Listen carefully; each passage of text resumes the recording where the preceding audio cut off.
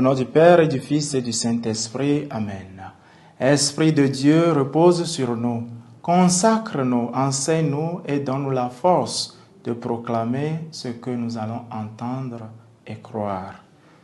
Évangile de Jésus-Christ selon saint Matthieu.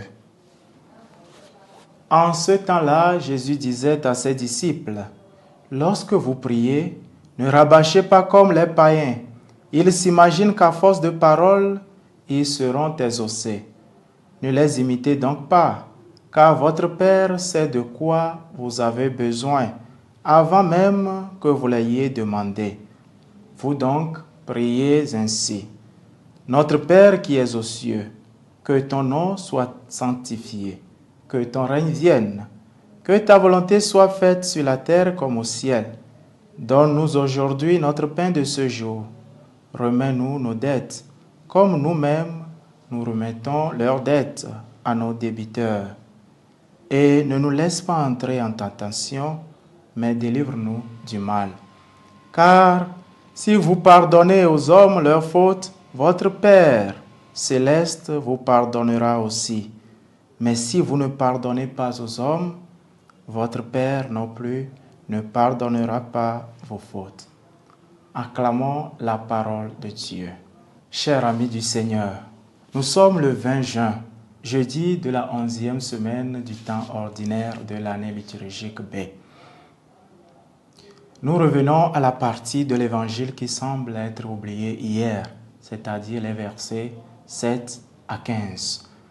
Jésus se focalise particulièrement aujourd'hui sur la prière authentique qui doit d'ailleurs se prolonger dans le service généreux, comme nous le rappelle Saint Jean-Paul II.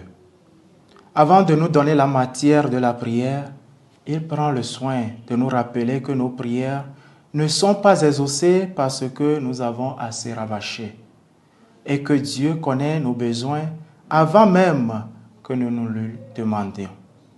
Et pourquoi devons-nous le demander encore s'il le connaît déjà? Je pense que Dieu, comme tout bon Père, aime la communion et la communication avec ses enfants, avec tous ceux et celles qu'il a créés. Rabâcher, c'est une manière de vouloir manipuler Dieu, de lui faire ce que nous voulons au lieu d'exprimer notre confiance dans le Père. Le Pater Noster est la prière enseignée par le Seigneur Jésus de manière formelle. Mais qu'en avons-nous fait aujourd'hui? Surtout nous catholiques qui l'apprenons même plusieurs fois dans la journée pendant nos moments de prière. Sommes-nous vraiment loin de cette chrétienne en quête d'une prière charismatique qui, sortit plutôt déçu du bureau du curé, puisque ce dernier, après avoir écouté la jeune dame, lui conseilla 3 fois le Notre Père devant le Saint-Sacrement, nous avons besoin de redécouvrir la quintessence et la puissance de la prière enseignée par le Seigneur Jésus lui-même. Le dernier paragraphe de cet évangile sur le pardon pourrait tiquer plus d'un. La miséricorde de Dieu est-elle vraiment conditionnée par notre pardon aux autres? Pas vraiment, parce que la miséricorde de Dieu est éternelle et immuable.